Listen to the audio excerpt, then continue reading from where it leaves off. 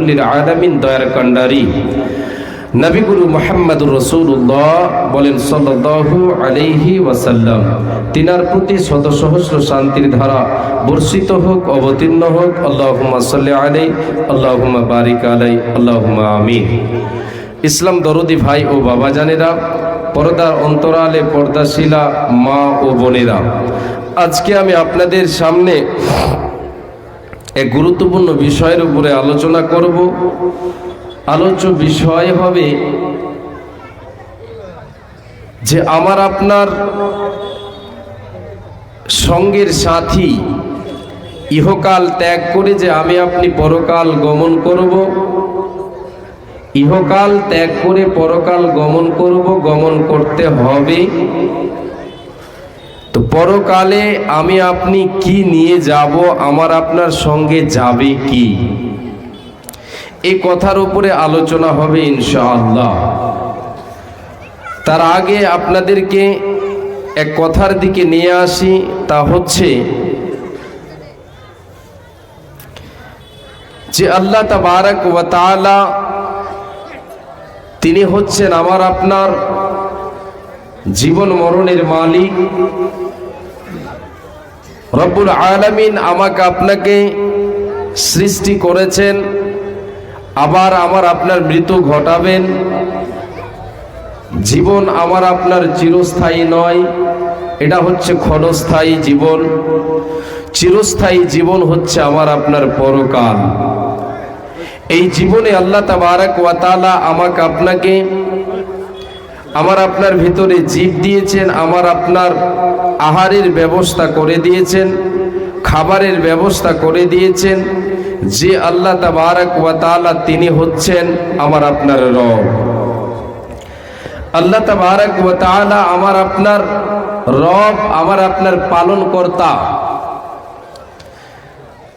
আল্লাহ তাবারক ওয়া তাআলা যে সম্পদ আমাকে আপনাকে দিয়েছেন, এই সম্পদ কিন্তু আমার আপনার আসল সম্পদ নয়, প্রকৃত সম্পদ নয়।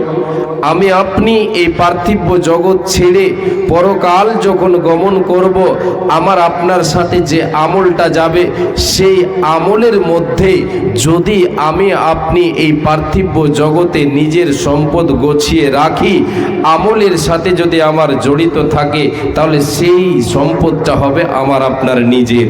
এই আল্লাহর গোলাম কথা আপনাদেরকে বলতে শুরু করলাম, এবার কর্ণপাত করে শুনবেন। আমার আপনার রুজির মালিক যিনি, তিনি হলেন আল্লাহ। পৃথিবীর বুকে যতগুলো প্রাণী রয়েছে, যতগুলো জীব রয়েছে, সমস্ত রুজির মালিক হলেন আল্লাহ।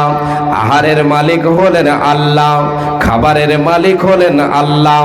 আল্লাহ রাব্বুল আলামিন বলেছেন, রে পৃথিবীর মানুষ তোমরা শুনে নাও, ওয়া মা মিন দাব্বাতিন ফিল আরদি ইল্লা আলাল্লাহি রিজকুহা। পৃথিবীর বুকে এমন কোন প্রাণী নাই যার রুজির দায়িত্ব আমি আল্লাহ তাআলা নিই নাই। আল্লাহ রাব্বুল আলামিন বলতে চাইছেন, পৃথিবীর মানুষ রে, আমি আল্লাহ তাবারক ওয়া তাআলা সমস্ত জীবের রুজির মালিক। আমি তোমাদের আহারের মালিক। তোমাদেরকে যে সম্পদ আমি আল্লাহ তাবারক ওয়া তাআলা দিয়েছে, এটা আমি দিয়েছি, এর মালিক হলাম আমি। তোমাদেরকে দিয়েছে আমি, রুজির মালিক হলাম আমি আল্লাহ। আল্লাহ রাব্বুল আলামিন হলেন রুজির মালিক, তিনি হলেন আহারের মালিক। এই আয়াত থেকে বোঝা যায় যে আল্লাহ তাবারক ওয়া তাআলা যে সম্পদগুলি আমাকে আপনাকে দিয়েছেন, যে সম্পদ আমার আপনার কাছে রয়েছে, এগুলোর মালিক যিনি হলেন, তিনি হলেন আল্লাহ। একটু আওয়াজটা ভাসান তো, একটু আওয়াজটা ভাসান। মনে হচ্ছে যে শেষখান টান দিচ্ছে। রুজির মালিক আল্লাহ, রুজির মালিক আল্লাহ। যে সম্পদ আমার আপনার কাছে রয়েছে, এগুলির মালিক হলেন আল্লাহ। দেনেওয়ালা যিনি, তিনি হলেন আল্লাহ। আল্লাহর ধন ভাণ্ডারে কোনো জিনিসের কমি নাই, আল্লাহর কাছে কোনো জিনিসের কমি নাই। রে আল্লাহর গোলাম, একটা হাদিস আপনাদেরকে বলে দিয়ে বক্তব্যের যে মেন পয়েন্ট সেই দিকে আপনাদেরকে নিয়ে যাচ্ছে। আল্লাহ রাব্বুল আলামিন বলেন, রে পৃথিবীর মানুষ, এ আমার বান্দারা, দিঘাল ব্যাংকের মুমিন মুমিনা, তোমরা শুনে নাও, তোমাদের যা প্রয়োজন আমি আল্লাহ আমার কাছে রয়েছে। সমস্ত ধন ভাণ্ডারের মালিক হলাম আমি আল্লাহ। আমার ধন ভাণ্ডারে কোনো জিনিসের কমি নাই।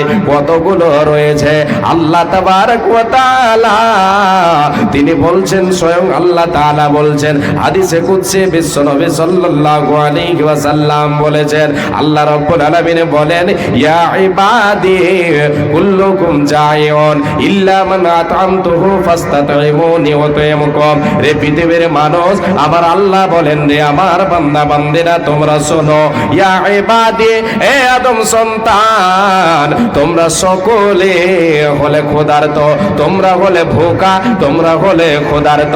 তোমাদের ব্যক্তিগত কোনো জিনিস নাই, তোমাদের কোনো জিনিস নাই। ধান তোমরা যে ভাত খাও, চাউল খাও, সেই চাউলটা তোমরা তৈরি করতে পারো নি। যে রুটি তোমরা রুটি বানিয়ে খাও, এই রুটিতে যে গমের দরকার, এই গমটা তোমরা বানাতে পারো নে। রে বান্দা, তোমরা সবাই ক্ষুধার্ত। আমি আল্লাহ যাকে খাবার দিয়ে, তাকে যাকে আহার দিয়েছে, যাকে আমি আহার প্রদান করি, সে আহার প্রদান করতে পাই, সে আহার ভক্ষণ করতে পাই। যাকে আমি খাইয়ে তাকে সেই খেতে পাই। অতএব রে বান্দারা, তোমরা আমার কাছে আহার চেয়ে নাও। তোমাদের খাবারের প্রয়োজন, সেই প্রয়োজনটা তোমরা আমার কাছে চেয়ে নাও। আমার কাছে তোমার আহার চেয়ে নাও, আমি আল্লাহ তোমাকে আহার দেব।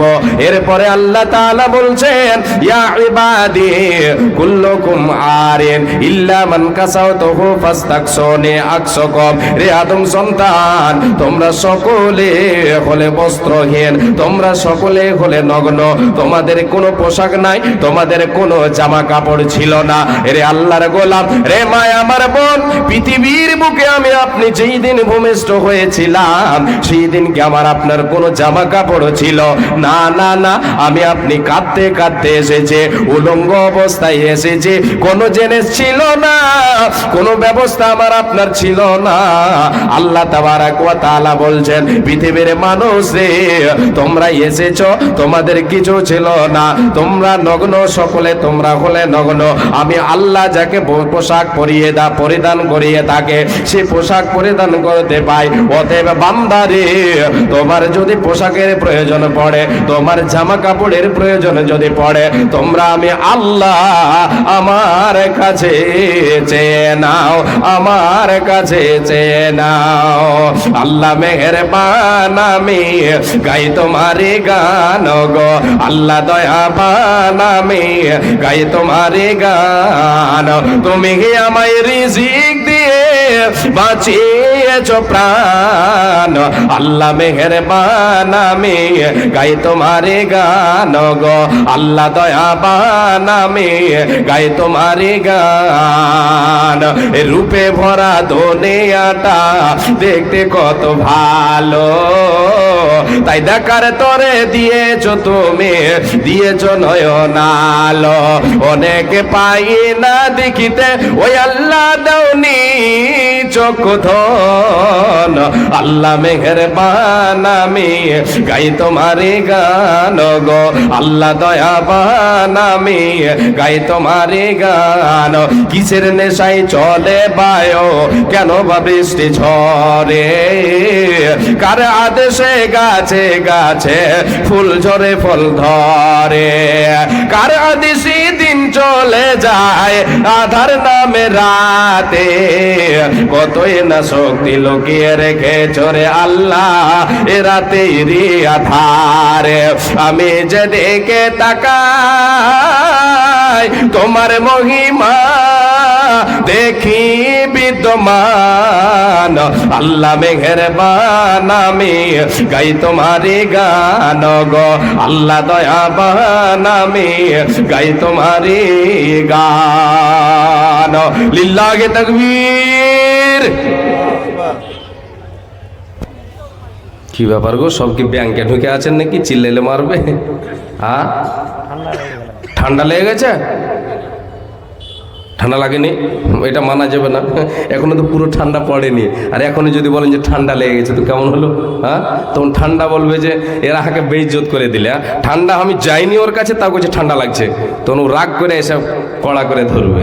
হ্যাঁ, তো ওটা ঠান্ডা এখনো পড়েনি পুরোপুরিভাবে। জি, আমি আপনাদেরকে নিয়ে যাচ্ছি, যে কথাটা দিতে চাচ্ছি সে কথার দিকে এবার আসেন। আল্লাহর ধনভাণ্ডারে কতগুলো সামান আছে, এই কথা বলার পরে আলোচনার দিকে, মেন পয়েন্টের দিকে যাব। আল্লাহ তাবারক ওয়া তাআলা এই হাদিসে কুদসিতে বলছেন, বান্দা কতগুলো আছে তোমরা শুনে নাও, কতগুলো আছে তোমরা হিসাব করে নাও। আল্লাহ রাব্বুল আলামিন বলেন, ইয়া ইবাদি লাউ আন্না আউওয়ালাকুম ওয়া আখিরাকুম ওয়া ইনসাকুম ওয়া জিন্নাকুম কামু ফি সাঈদিন ওয়াহিদিন ফাসআলুনি ফাআতাইতু কুল্লা ইনসানিন মাসআলাতাহু মা নাকাসা যালিকা মিম্মা ইনদি ইল্লা কামা ইয়ানকুসুল মিখিয়াতু ইদা উদখিলাল বাহরা।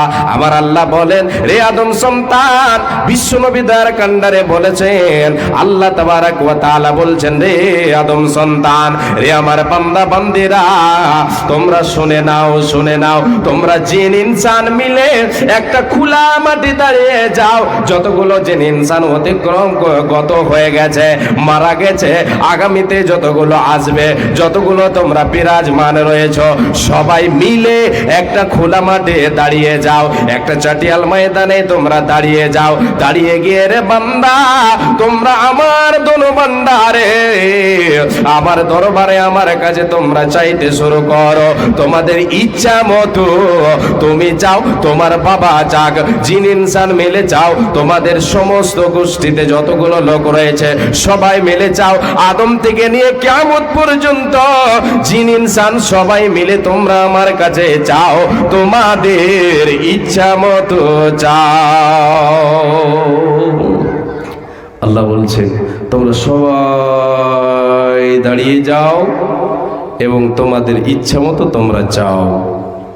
তাহলে আপনি কতটি পেলে খুশি হবেন? কতটি পেলে খুশি হবেন? আপনার ইচ্ছা কতটা? আপনার ইচ্ছা কতটা আপনি নিজেই জানেন না। আমার ইচ্ছা কত আমি নিজেই জানি না। জানেন যিনি, তিনি কে? তিনি হলেন আল্লাহ। কিন্তু বিশ্বনবী দ্বার কান্ডারে বলেছেন, এ আদম সন্তানের ইচ্ছা মিটবে না যতক্ষণ এর উপরে মাটি চাপা না দেওয়া হবে। এই ইচ্ছার কথাটা একটু আপনাকে তুলে ধরে তারপরে হাদিসটা বুঝতে সহজ হবে। বিশ্বনবী দ্বার কান্ডারে বলেছেন, এটা আদম সন্তানের ইচ্ছা কতটা হতে পারে। আল্লাহর নবী সাল্লাল্লাহু আলাইহি ওয়াসাল্লাম বলেন, এক আদম সন্তানকে যদি এটা মাঠ ভর্তি সোনা দেওয়া হয়, সে আবার ইচ্ছা পোষণ করবে, সে আবার যেন তার ভেতরে লোভ লালসা জাগবে, আবার ইচ্ছা করবে, মাবুদ রে, যদি তুমি আর একটা মাঠ ভর্তি সোনা দাও আমার জন্য কতই না ভালো হয়। নবীজি আমার বলছেন, তাকে দ্বিতীয় মাঠ যদি ভর্তি সোনা দেওয়া হয়, তৃতীয় মাঠের আশা করবে, বলবে আল্লাহ আর একটা হলে আমার ভালো হতো। বিশ্বনবী দ্বার কান্ডারে বলেন, রে আল্লাহর গোলামেরা, রে উম্মত উম্মতি, তোমরা শুনে নাও, এ আদম সন্তান পেট, এই আদম সন্তানের পেট ভরবে না অতক্ষণ পর্যন্ত। বিশ্বনবী দ্বার কান্ডারে বলেন, ইল্লাত তুরাব, এই হাদিসে ইল্লাত তুরাব মানে মাটি ছাড়া, যতদিন সে মারা না যাবে তার বুকের উপরে মাটি চাপা না দেওয়া হবে, এ দুনিয়ায় তার লোভ লালসা মিটবে না, তার ইচ্ছা পূরণ হবে না। ওইদিকে আমার আল্লাহ হাদিসে কুদসিতে বলছেন, বান্দা তুমি চাও, তোমার গোষ্ঠীতে যত লোক আছে তোমরা সবাই চাও, তোমার খানদানের সবাই চাও, তোমাদের ইচ্ছা মতো চাও, তোমাদের যত ইচ্ছা আছে তোমরা চাও, জিন ইনসান মিলে সবাই মিলে চাও। রে বান্দা, কতটা কমাতে পারবে রে? তোমরা সবাই মিলে আমার কাছে চাইবে, আমি আল্লাহ তোমাদের ইচ্ছা অনুযায়ী প্রদান করব। কতটা কমাতে পারবে? যেমন সমুদ্রের পানিতে একটা সুঁইকে যেগুলো দিয়ে মায়েরা আমার বোনেরা কেথা সেলাই করে ওই সূচের কথা আল্লাহ রাব্বুল আলামিন বলছেন, হাদিসে কুদসিতে আল্লাহ বলছেন, যেমন একটা সূচকে সমুদ্রের পানিতে ডুবিয়ে দিয়ে তার আগায়, তার মাথায়, তার শেষে, শেষ অংশে, তার সামনে যে পানি ফোঁটা আছে, যে বিন্দু পরিমাণ ধরে, রে আদম সন্তান, রে জিন ইনসান শুনে নাও, তোমরা সবাই মিলে রে আমার ধন ভাণ্ডার থেকে এই পরিমাণ কমাতে পারবে, এর থেকে বেশি কমাতে পারবে না, পারবে না, পারবে না।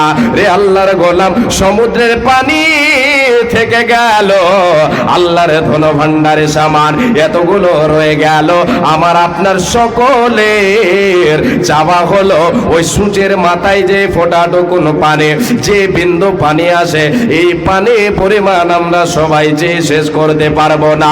এতগুলো তিনি ধন সম্পদের মালিক, সে রব আল্লাহ রাব্বুল আলামিন বলছেন, রে বান্দা, আমি হলাম রুজির মালিক, তোমাদের ব্যবস্থাপনা আমি আল্লাহ করেছে, অতএব বান্দা রে, আমি আল্লাহ যেটা তোমাদেরকে দিয়েছি, রে মোমেনে মোমেনা, রে মোমেন মোমেনা, যে সম্পদ তোমাদের দিয়েছি, সে সম্পদ থেকে তোমরা আমার পথে দান করো, আমার পথে ব্যয় করো।